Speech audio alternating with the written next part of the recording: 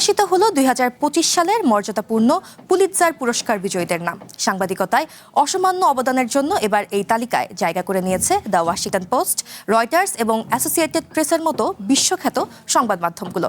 Trump প্রশাসনের কেন্দ্রীয় সংস্থায় ব্যাপক কাটছাঁট ও পরিবর্তনের বিষয়গুলো জনসম্মুখে আনায় পাবলিক সার্ভিস বা জনসেবা বিভাগে সেরার মুকুট জিতেছে দ্য ওয়াশিংটন পোস্ট। অন্যদিকে আন্তর্জাতিক সংবাদ বিভাগে পুরস্কার জিতেছে অ্যাসোসিয়েটেড প্রেস। চায়নার সরকারি নজরদারি অবস্থায় আমেরিকার কোম্পানিগুলোর সহায়তা সংক্রান্ত এক অনুসন্ধানী প্রতিবেদনের জন্য তাদের এই স্বীকৃতি দেয়া হয়। এছাড়া জাতীয় সংবাদ বিভাগে জয়ী হয়েছে বার্তা সংস্থা রয়টার্স। আমেরিকার প্রেসিডেন্টের ক্ষমতার বিস্তার এবং মেটার উপর বিট রিপোর্টিংয়ের জন্য দুটি বিভাগে পুরস্কার ঘরে তুলেছে তারা। Linda So, Peter Eisler of the 2026 Pulitzer Prizes